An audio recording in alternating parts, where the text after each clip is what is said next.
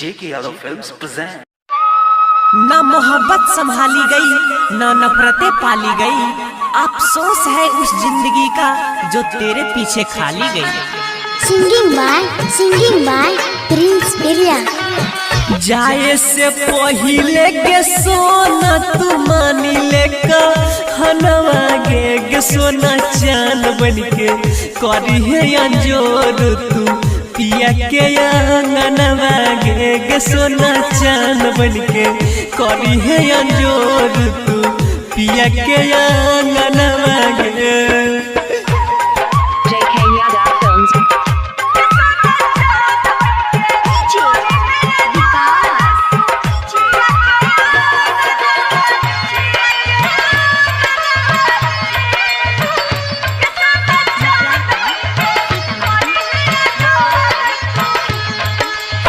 भूल जइबो पगली हम सोचल सभे सपनवा गे जान चांद बनके करी है अंजोर तू पिया के अंगनवा गे जान चांद बनके करी है अंजोर तू पिया के अंगनवा गे।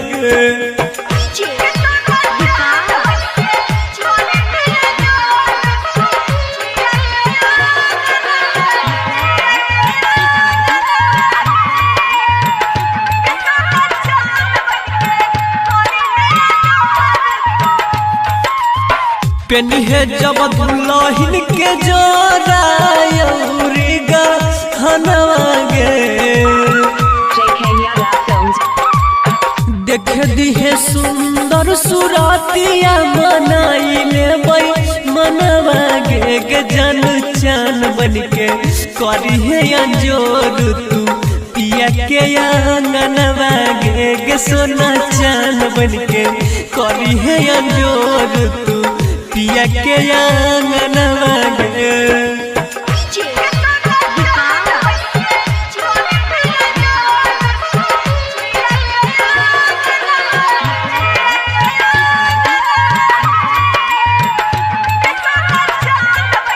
सिंगिंग बाय प्रिंस बिरिया।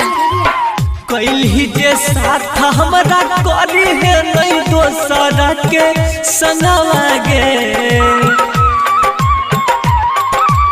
सैया के साथ लेनी भाई है पैसा तो चनवा गे जान चान बनके करी है अंजोर तू पिया के अंगनवा गे सोना चान बनके करी है अंजोर तू पिया के अंगनवा गे।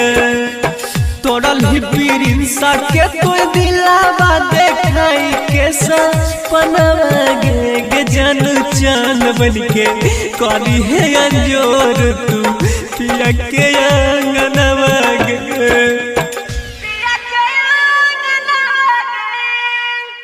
JK Yadav Films